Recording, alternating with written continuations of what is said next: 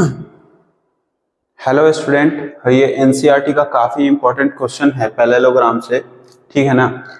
कि in the given figure RISK and CLUE are parallelograms, find the value of X. अब यहाँ पे given figure में यहाँ पे देख सकते हैं स्टूडेंट, यहाँ पे ये जो वैल्यू है एक्स का वैल्यू फाइंड करना है। यहाँ पे दो आपको पैरेललोग्राम मिल जाएगा, एक है RIS के रिस्क, यहाँ पे देख सकते हैं ये वाला पैरेललोग्राम RIS के, और दूसरा है क्लू CLUE, ये एक दूसरा पैरेललोग्राम है। तो यहाँ पे हम लोग को find the value of x निकालना है। उसके लिए स्टूडेंट ये ध्यान देना होगा कि अगर मान लिया कि ये वाला जो फिगर हम लोग अगर यहाँ पे O दे देते हैं तो एक ट्रायंगल दिख रहा होगा आप लोग को। तो ट्रायंगल का अगर ये वाला वैल्यू और ये वाला वैल्यू अगर निकल जाता है तो हम लोग ट्रायंगल के प्रॉपर्टी से इजीली निकाल सकते हैं।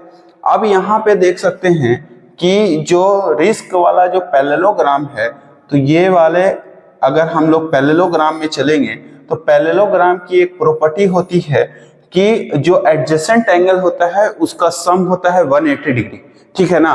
तो यहाँ पे ये वाले अगर पैरेललोग्राम में एडजेसेंट एंगल यानी कि ये वाला एंगल और ये वाला एंगल दोनों एडजेसेंट एंगल है, तो इसको मान लिया कि हम लोग अगर 1 मान लेते हैं तो एडजेसेंट एंगल के प्रॉपर्टी से कहता है कि sum of the adjacent angles is equal to 180 degree. यहाँ पे हम लोग इस तरह से कह सकते हैं angle 1 plus 120 degree is equal to 180 degree. ये प्रॉपर्टी है, एडजेसेंट एंगल का सम 180 डिग्री होता है, sum of the adjacent angle. यहाँ पे लिख सकते हैं sum of the adjacent angle is equal to 180 degree. अब यहाँ पे एंगल 1 का जो वैल्यू निकल जाएगा 180 minus 120 degree is equal to 60 degree, ठीक है।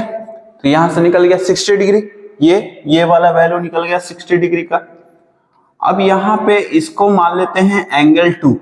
तो एंगल 2 निकालने के लिए हम लोग देख सकते हैं कि ये जो एडजेसेंट एंगल है यहां से निकाल सकते हैं, और दूसरा प्रॉपर्टी होता है कि opposite angles of parallelogram, opposite angle जो होता है पैरेललोग्राम का वो भी इक्वल होता है, ठीक है। ये वाला एंगल और ये वाला एंगल दोनों बराबर होता है। तो यहाँ पे देख सकते हैं कि जब हम लोग क्लू में चल रहे हैं ये वाले में, ये क्लू में, तो अपोजिट एंगल्स यहाँ पे इसका ये हो जाएगा। तो यहाँ पे हम लोग कह सकते हैं कि angle 2 is equal to 70 degree. Property क्या है? Opposite angles are equal, opposite angles are equal, ठीक है। अब यहाँ पे देखिए, अब यहाँ पे इस ट्रायंगल के प्रॉपर्टी से हम लोग angle 1 plus angle 2 plus angle x is equal to 180 degree, तो निकल जाएगा x का value angle 1 plus angle 2 plus x is equal to 180 degree. ये हो गया ट्रायंगल प्रॉपर्टी, यानी कि ये वाला जो है ये क्या है? ट्रायंगल है। तो एंगल 1 जो निकला है वो है 60 plus angle 2 70 plus x is equal to 180 degree. तो यहां से क्या हो जाएगा? 130 plus x is equal to 180। तो x का वैल्यू निकालेंगे, इसको सब्ट्रैक्ट करेंगे, 180 minus 130 is equal to 50 degree.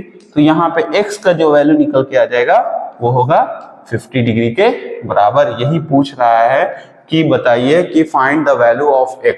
तो x का वैल्यू आ गया 50 डिग्री, ठीक है। काफी इंपॉर्टेंट क्वेश्चन है, एनसीईआरटी का क्वेश्चन है और काफी बार मतलब ऐसे जनरल एग्जाम में भी पूछा है, ठीक है।